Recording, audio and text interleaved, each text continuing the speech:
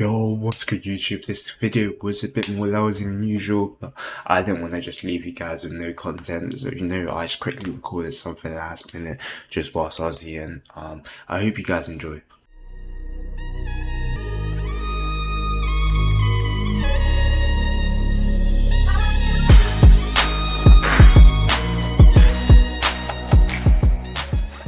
Yo, what's good YouTube? Foes back in the house!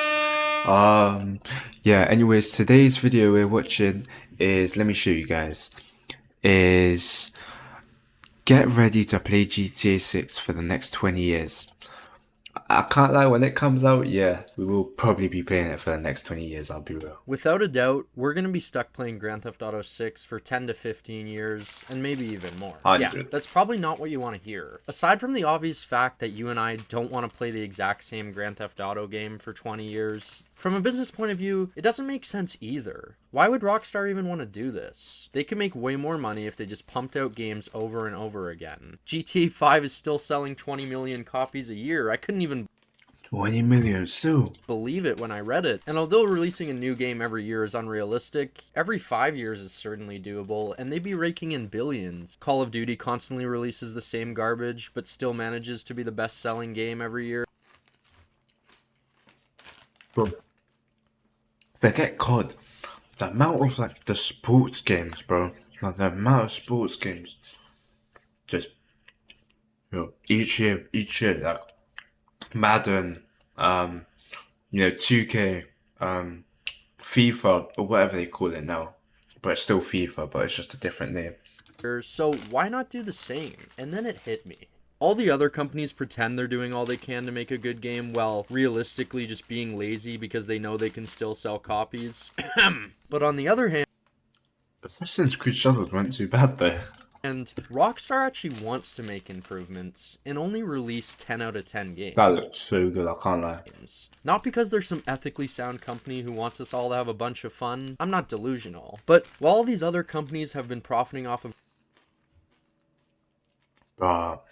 When GTA 6 comes out, oh my god, I'm not gonna see the light of day for ages. garbage that at one point or another is gonna all come crashing down, Rockstar is playing the long game. Their marketing strategy, the one where all they have to do is release a couple trailers, that'll come to an end if they even release one flop of a game. This random Mums, look at what happened to Cyberpunk. YouTube comment probably sums it up best. People are forgetting this is a multi-billion-dollar franchise. They literally invent new tech entirely for these games. That's why it takes so long. Rockstar actually knows how to spend the money properly. They don't have to spend millions on ads, and yet everyone and their dog knows GTA 6 is coming out next year. Their rep is just that strong. Rockstar's an I hear that. When it comes, I'm so glad for it to come out. unique position where they don't have to release games all the time. I can't believe it got delayed by another year. Oh my god. They have billions to play with and can afford to take their time. Not many other companies have this luxury. For most of us, Grand Theft Auto 6 is an automatic buy, even if it's going to cost us $200, because we trust that the game is going to be phenomenal, and we don't want to watch all of our friends have fun without us. But the second Rockstar mixes themselves in with, Bro, I can't lie. When it comes out, I'm literally gonna buy a console just for the game. literally every other gaming company that does little to innovate or improve from one release to the next, they're going to lose that. Bro, even GTA 5. GTA 5 is such an impressive game. Oh my god, it still holds up. Even even if GTA 5 came out now, people would still be playing it. That customer trust and that automatic buy without hesitation that I was just talking about, that could all go away. Maybe it wouldn't happen immediately. They could still sell a bunch of copies of a trashy game. I mean, people hate Ghosts, but it's still one of the best-selling games in the Call of Duty franchise. However, eventually, the laziness would catch up to them, and it ruins Rockstar's reputation not only for Grand Theft Auto, but also for the other big series like Red Dead Redemption. This is a huge part of the reason it took so long for GTA 6, and why it's probably going to take longer for GTA 7. After releasing GTA 5, Rockstar took a look at the technology, the Xbox One and the PS4, and kind of came to the conclusion that, this hardware isn't good enough for us to release a new Grand Theft Auto on. We're not going to be able to make that big of a jump in graphics and Wow. other gameplay mechanics. We don't want to ruin our reputation, so let's just wait it out. Hence why development for Grand Theft Auto 6 finally began around the same time that the PS5 released. After they saw the spec, Wow, that's when it started being developed. Wow. Okay, I hear that. I hear that. You're trying to make something good enough, but okay, I hear that. it gave Rockstar some confidence that these consoles were actually worth making a game for. Now, it's not to say this is the only reason. Rockstar, of course, still has their own version of laziness, releasing the exact same game on 3 different console generations, but it has done very well for them. I mean, personally, I've bought it on 2 different Xboxes, and then I went and bought it on PC, so the same thing's gonna happen. Well, literally same. Xbox, PlayStation, and then the PC as well. With GTA 6, which is another reason it's going to be around for a long time. They also had Red Dead 2 come out in the middle of all this, and they had to dedicate some resources over there. However, there's something else that probably most of you have had in the back of your mind while watching this video, wondering when I'm going to mention it. Why is it taking so long? Well, that time is here. At first, when I thought about 15 years of GTA 6 and came to the reality that it was likely going to happen, I became pretty worried for the future. And my reason for this, I think, will... How long is Oh my god, when GTA 6 comes out, GTA 7 is going to be like, yeah, 50 years. I'm going to be in the retirement home when GTA 7 comes out.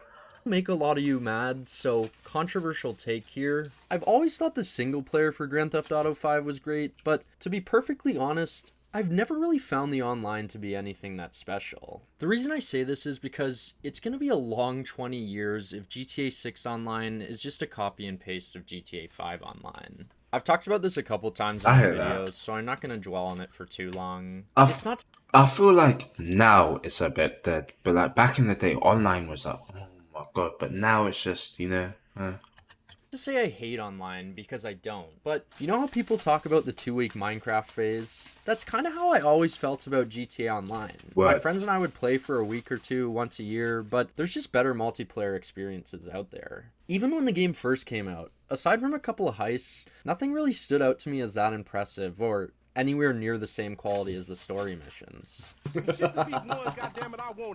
It's a tired old point nowadays. I mean, I'm sure you guys have had these thoughts, or you've heard countless other people say that GTA Online's repetitive, but at the end of the day, it's hard to argue with statistics. And statistics are pointing towards the fact that because of the huge success of GTA 5 Online, Rockstar's probably going to try to milk GTA 6 Online as much as they can. Probably. I mean, it's much easier. Hopefully, GTA 6 Online is a lot better. I'm hoping it's kind of like, there's like a story mode as well, like you could choose like for online, you get me? Not just like story mode, like as in there's going to be more of a like sort of structure for online, you get me? Easier and cheaper to add content to a pre-existing game than to make an entirely new one. Which again, is another reason why Rockstar doesn't want to constantly release GTA games. Splitting up employees between maintaining the current title's online mode and then having some of them working on an entirely new game, it's going to hurt both games and make people less likely to spend money on GTA. If you know that there's going to be a new game soon, why would you spend money on the old one? But it's not all bad news, and I don't think GTA 6 Online is going to suffer the same fate of being boring and repetitive. Something I found interesting when looking back in time is that the multiplayer for the Xbox 360 and the PS3 versions of GTA 5 stopped receiving updates in September 2015. This was pretty much 2 years after the game release, due to those older consoles just not having the hardware to keep up with future plans, and realistically also so that people would buy copies on the next-gen consoles. But the reason I mention this is the Take-Two CEO, which is the company that owns Rockstar, pretty much said that they didn't expect the success of GTA Online. Now, GTA Online, it became a massive success immediately. Did you expect it? Oh! You know what, that makes sense actually. That makes sense actually, because yeah, oh my god, so they weren't expecting it to blow up, so they didn't put that much effort into it. Because I hear that similar to how GTA 4 wasn't really like, the online wasn't really all that. Okay, that makes sense, but they're expecting the success this time, so they're gonna... I'm kind of gassed for it now. No, I don't think any of us did. But you mix that in with the fact that they are also held back for 2 years due to the old consoles, so GTA Online got off to a really slow start, with Rockstar having to scramble to figure out how to run it properly. Which is why you can see how I'm a little bit more optimistic for GTA 6 Online, even if we're going to be playing it for 20 years. Rockstar knows that it's a huge success now, and they've been planning for it. We now have consoles with over 30 times the amount of RAM and 30 times the amount of GPU capabilities when you compare them to the consoles that GTA 5 was released on. I mean, they spent $1 billion frickin' dollars developing this game. Even more comparisons, you know, you had 1,000 people working on GTA 5, there's over 4,000 working on GTA 6. They've had 12 years to sit on ideas, they've had 12 years to study what's worked well in other games. We had Rockstar buying 5M, which pretty much confirms roleplay servers. We have crossplay becoming the industry standard, so you're finally going to be able to play with all your friends and have a lot more fun. Past that, we also know that GTA 6 map is going to be huge. I hope they make a cross-platform.